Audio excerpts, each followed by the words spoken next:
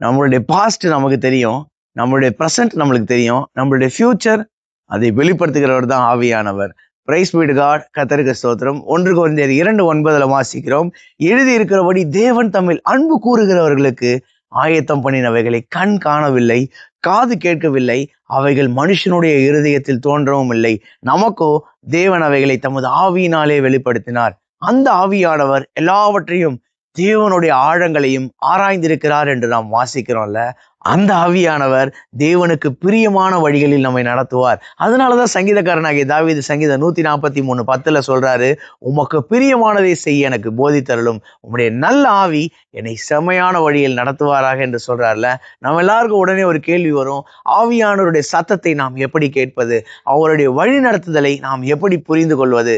அதற்கு முதலாவது உள்ளத்தில் சமாதானம் வேண்டும், ஒரு இன்னர் பீஸ் வேணும்ல.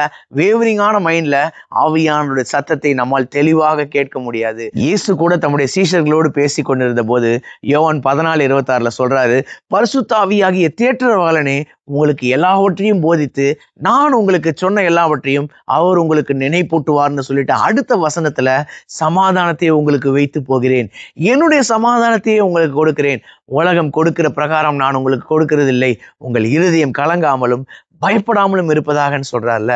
நம்முடைய இருதயம் கலங்காமல் பயப்படாமல் சமாதானத்தோடு இருக்கும்போது பரிசுத்த ஆவியான ஒரு சத்தத்தை நம்மால் கேட்க முடியும். அப்போஸ்தலனாகிய பவுல் 1 கொரிந்தியர் 14:33 சொல்றாரு, நம்முடைய தேவன் கலகத்துக்கு தேவனாயிராமல் சமாதானத்துக்கு தேவனாயிருக்கிறார். அந்த சமாதானத்தை நாம் பெற்றுக்கொள்ள வேதத்தை அனுதினம் வாசித்து வேதத்தை நேசிப்போம். நம்முடைய வேதத்தை நேசிக்கிறவர்களுக்கு மிகுந்த சமாதானம் உண்டு, அவர்களுக்கு இடரல் இல்லை. என்னுடைய வாயின் வார்த்தை, என்னுடைய இருதயத்தின் தியானங்கள் கர்த்தருக்கு முன்பாக பெரிதியா இருக்கட்டும். கர்த்தருக்கு சித்தமான இன்னொரு வீடியோ பதிவில் நாம் சந்திப்போம். God bless you all. Thank you so much.